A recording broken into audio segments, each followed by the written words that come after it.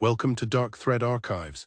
This is where we explore stories from the parts of the internet most people don't spend time in or don't remember visiting. Some of these are reconstructed, some are distorted, and some are better left alone. If you enjoy what you hear, consider liking the video and subscribing. It helps keep these threads alive. Let's begin. I worked the night shift at a gas station and something followed me home. I've been working the graveyard shift at a 24/7 gas station for about 3 years now. And honestly, most nights are pretty uneventful. You get the occasional drunk person stumbling in for cigarettes or snacks, sometimes a trucker stopping for coffee and directions, but for the most part it's just me, my phone, and the hum of the fluorescent lights. Last Tuesday, though, something happened that made me seriously reconsider this job. It was around 2:30 in the morning, and I hadn't seen a customer in over an hour. I was restocking the candy aisle when I heard the door chime. Someone had come in. I looked up and saw this guy standing just inside the entrance. He was tall, really tall, like he had to duck a bit to get through the doorway, and he was wearing this long black coat that went down to his ankles even though it was the middle of summer. His face was partially hidden by a hood, but I could see his eyes, and they were just staring directly at me, not blinking, not moving, just staring. "Can I help you?" I asked, trying to sound friendly, but my voice came out shaky. He didn't respond, just kept staring at me with those unblinking eyes. I felt my skin crawl. But I tried to play it cool. I mean, I've dealt with weird customers before. Maybe he was just drunk or high or something. I went back to stocking the shelves, but I kept glancing over at him. He still hadn't moved, hadn't even looked around the store. He just stood there watching me. After what felt like forever, but was probably only a minute or two, he finally moved. He walked slowly down the center aisle, his footsteps making this weird shuffling sound against the linoleum floor. He stopped at the drink cooler and just stood there staring at the glass door. I watched him on the security monitor behind the counter. My heart was pounding now, because something about this guy just felt wrong. You know that feeling you get when every instinct is telling you to run? Yeah, that. He stood at the cooler for maybe 5 minutes without opening it, without grabbing anything, just staring at his own reflection in the glass. Then he turned around and looked directly at the security camera, like he knew I was watching him. I quickly looked away, pretending to be busy with the register. When I glanced back at the monitor, he was gone. I scanned all the camera feeds but couldn't see him anywhere in the store. The door chime hadn't gone off. I felt panic rising in my chest. I grabbed the baseball bat we keep under the counter and slowly walked around the store, checking every aisle, the bathrooms, the storage room. Nothing. He was just gone. I went back to the counter, and that's when I saw it on the glass door of the drink cooler where he'd been standing. There was a handprint, but it wasn't normal. It was huge, way too big to be human. And the fingers were too long, and there was this weird dark residue left behind that smelled like rotting meat. I immediately called my manager, told him I was closing the store early due to a security issue. He wasn't happy, but I didn't care. There was no way I was staying there alone. I locked up and got in my car. My hands were shaking so bad I could barely get the key in the ignition. As I pulled out of the parking lot, I checked my rearview mirror, and my blood ran cold. He was standing in the parking lot under one of the streetlights, just watching me drive away. I floored it, got home in record time, ran inside, and locked every door and window. I tried to calm down, told myself it was just some creepy guy, that I'd never see him again. But then around 4 in the morning, I heard something outside my bedroom window, a shuffling sound like footsteps. I froze, listening, my heart hammering in my chest. Then I heard it breathing slow and heavy right outside my window. I wanted to look, wanted to see what was out there, but I couldn't move. I just lay there paralyzed with fear, listening to that horrible breathing. It stayed there for hours, I know, because I watched the clock on my nightstand tick from 4:15 to 6:30, and the whole time that breathing never stopped, never changed rhythm, just steady and wet and wrong. When the sun finally came up, the breathing stopped. I waited another 30 minutes before I got the courage to look outside. When I finally pulled back the curtain, there was nothing there, just my empty backyard. But on the ground directly below my window, there were footprints in the dirt, huge footprints with those same 2 long toes, and next to them was that same dark residue. I called the police. They came out, took a report, photographed the footprints and the residue. They sent it to a lab for testing, but I already know what they're going to say. They won't be able to identify it, because whatever that thing was, it wasn't human. I quit my job the next day. I don't care about the money or finding another gig. I'm not going back to that gas station ever, and I'm moving out of this house as soon as I can, because last night I heard that breathing again, and this time it was at my front door. My daughter has an imaginary friend, and I'm starting to think it's not imaginary. My daughter Emma is 6 years old, and about 4 months ago she started talking about her new friend Lily, at first my wife, and I thought it was cute. You know, kids have imaginary friends all the time. It's a normal part of development. We didn't think anything of it. Emma would tell us about playing with Lily in her room, having tea parties with her, that sort of thing. We'd smile and nod, and ask her questions about Lily to encourage her imagination. What does Lily look like, we'd ask, and Emma would always say the same thing: she's tall and pretty, and she has long black hair, and she wears a white dress. We thought it was sweet our little girl had such a vivid imagination, but then things started getting weird. About 2 months ago, I was putting Emma to bed, and she asked me if Lily could sleep over. I said, "Sure, honey, Lily can sleep over anytime." And Emma got this serious look on her face and said, "No, Daddy, I mean really sleep over. She's outside right now waiting." I felt a chill run down my spine, but I played it off. I looked out Emma's window, which faces our backyard, and of course there was nothing there. I told Emma that maybe Lily had to go home for tonight, and we'd try again another time. Emma looked disappointed, but she accepted it and went to sleep.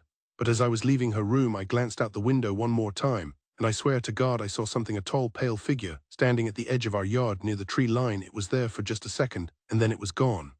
I convinced myself it was just shadows or my imagination playing tricks on me. After all, I'd just been talking about imaginary friends, but deep down I felt uneasy. The incidents kept escalating. Emma started talking to Lily constantly. Even at dinner, she'd insist. We set a place for Lily at the table. My wife thought we should go along with it, that it would help Emma work through whatever phase this was, but I wasn't so sure. Then one night I woke up around 3 in the morning to use the bathroom. On my way back to bed, I passed Emma's room, and I heard her talking. I stopped and listened. She was having a full conversation with someone, asking questions, and then pausing like she was listening to responses. I slowly opened her door and peeked inside. Emma was sitting up in bed facing the corner of her room, and she was smiling, talking to empty air, or at least I thought it was empty air, because as my eyes adjusted to the darkness, I saw something in that corner, a shadow that was too dark, too solid to be just a shadow. "Emma," I whispered, and she turned to look at me, her smile never faltering. "Hi, Daddy, Lily and I are talking. Can we have a few more minutes?" I didn't know what to say. I just stood there staring at that corner, at that shadow that seemed to shift and move even though there was no light source to cause it. I told Emma it was bedtime and that Lily needed to go home. She pouted, but agreed. I walked into the room to tuck her back in, and as I got closer to that corner, I felt it, a coldness that didn't make sense. Our house has central heating, and it was winter. We keep it warm, but that corner was ice cold. I tucked Emma in quickly and left the room, but I didn't go back to bed. I sat in the hallway outside her door for the rest of the night, just listening. The next morning I told my wife what happened. She thought I was overreacting, that I'd probably just been half asleep and imagined it, but I knew what I saw, I knew what I felt. Things came to a head last week. Emma came to us and said that Lily was sad that we didn't believe in her, and that Lily wanted to show us she was real. My wife and I exchanged worried glances, and I asked Emma what she meant. "Lily says she's going to prove it," Emma said matter-of-factly. "She's going to do something, so we have to believe." That night we put Emma to bed, and my wife and I stayed up talking about whether we should take Emma to see a child psychologist. We were worried that maybe this imaginary friend thing was getting out of hand. Around midnight, we heard a crash from upstairs. We both jumped up and ran to Emma's room. When we opened the door, we froze. Every single toy in Emma's room was floating in the air, suspended like they were held by invisible strings. Emma was asleep in her bed, completely undisturbed, but her toys were just hovering there, rotating slowly. My wife screamed, and the toys all dropped at once, crashing to the floor. The noise woke Emma up, and she sat up, rubbing her eyes, looking confused. "What happened?" she asked. We didn't know what to say. We were both in shock. I looked around the room, and that's when I saw it in the corner, that same dark shadow, but this time it was more defined, more solid. I could make out the shape of a tall figure with long hair wearing what looked like a dress. My wife saw it too. I know she did, because she grabbed my arm so hard it left bruises. The figure just stood there watching us, and then slowly it smiled. I saw teeth, too many teeth, and they were too sharp, and then it vanished, just blinked out of existence like it was never there. We grabbed Emma and spent the rest of the night in a hotel. The next day we called a priest. We're not even religious, but we didn't know what else to do. He came to the house, blessed it, said some prayers, told us to have faith. It's been 3 days since then, and Emma hasn't mentioned Lily once. It's like she just forgot about her entirely. My wife thinks it's over, that whatever that thing was, it's gone now, but I'm not so sure.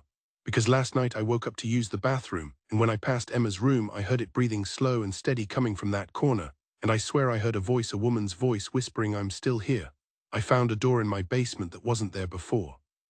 I've lived in my house for 15 years. It's an old place built in the 1920s, lots of character, creaky floors, original hardwood, the kind of thing. I know every inch of this house, or at least I thought I did. Last month I went down to the basement to grab some Christmas decorations. I know it's early, but my wife likes to get a head start on decorating. Anyway, I was moving some boxes around in the back corner when I noticed something weird. There was a door, a small wooden door maybe 4 feet tall, set into the wall behind where all the boxes had been stacked. I stopped and just stared at it, because I knew for a fact that door had never been there before. I've been in that basement hundreds of times. I've moved those same boxes dozens of times over the years. There's no way I could have missed a whole door, but there it was, looking old and weathered like it had always been part of the house. I called my wife down to look at it, and she was just as confused as I was. She didn't remember ever seeing it. Either we stood there for a while just looking at it, trying to figure out if we were both crazy, or if this door had somehow just appeared. Finally, I decided to open it. I mean, what else was I going to do? Just ignore it. I reached for the handle, which was this old tarnished brass knob, and the second I touched it, I felt this wave of cold wash over me. Not just cold, but a deep bone-chilling coldness that made my teeth chatter. I turned the knob and pushed the door open. It swung inward with a long creaking sound, and beyond it was darkness, complete and total darkness. I pulled out my phone and turned on the flashlight, shining it into the space beyond the door. It was a tunnel, a narrow tunnel with dirt walls and a low ceiling that sloped downward into the earth. I could see maybe 10 feet ahead before the darkness swallowed up the light. My wife grabbed my arm. "Don't go in there," she said, and honestly I didn't want to, but curiosity got the better of me. I told her I'd just take a quick look, see where it went. I'd be right back. I had to crouch to fit through the doorway. The tunnel was barely wide enough for my shoulders, and the ceiling was so low I had to hunch over. As I walked, the air smelled stale and damp like soil after rain. My phone light flickered, which didn't help my nerves. I walked for maybe 2 minutes, the tunnel sloping steadily downward. The walls were smooth, like they'd been carved out deliberately, not like a natural cave, and every few feet there were these markings scratched into the dirt, symbols I didn't recognize. Then I reached a fork. The tunnel split into 2 paths, one going left, one going right. I stood there trying to decide which way to go when I heard a sound coming from the left path. It sounded like whispering, multiple voices all talking at once, but too quiet to make out words. I felt every hair on my body stand up. I called out, "Hello, is someone there?" The whispering stopped immediately. The silence that followed was somehow worse. I decided that was enough exploring for one day. I turned around to head back, but that's when I realized something. The tunnel behind me looked different. The walls seemed closer together, the ceiling lower, and I couldn't see the door anymore, just more tunnel stretching back into darkness. I started walking faster, my heart pounding. I should have reached the door by now. I'd only walked for a couple of minutes, but I'd been walking back for at least 5, and there was no door. Panic started to set in. I broke into a run, hunched over, my phone light bouncing wildly off the dirt walls. Then I saw light ahead, a faint glow. I ran toward it and burst through the doorway, stumbling into my basement. My wife was there, looking terrified. She grabbed me, asking if I was okay. I asked her how long I'd been gone, and she said almost an hour. I looked at my phone, and she was right. An hour had passed, but it had only felt like maybe 10 minutes. We immediately pushed boxes back in front of the door, piling them as high as we could. Neither of us wanted to look at it or think about it. We went upstairs and tried to forget about it. But I can't forget about it, because every night since then I've been having the same dream. I'm back in that tunnel, and I'm walking down the left path where I heard the whispering, and I walk and walk, and eventually I come to a room, a large circular room with dirt walls, and in the center of the room there's a hole, a deep dark hole that seems to go down forever. And standing around the hole are figures, tall and thin, and completely still. They're all facing the hole, and they're all whispering. And in my dream I walk closer, and I look down into the hole, and I see eyes, thousands of eyes staring back up at me, and then I wake up. Last night I went down to the basement. I don't know why, I just felt drawn to it.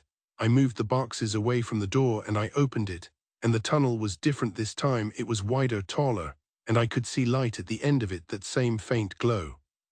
I wanted to walk toward it. I wanted to go back into that tunnel so badly. It was like something was calling to me, but my wife came downstairs and found me standing there. She pulled me away, locked the basement door, and made me promise not to go down there again.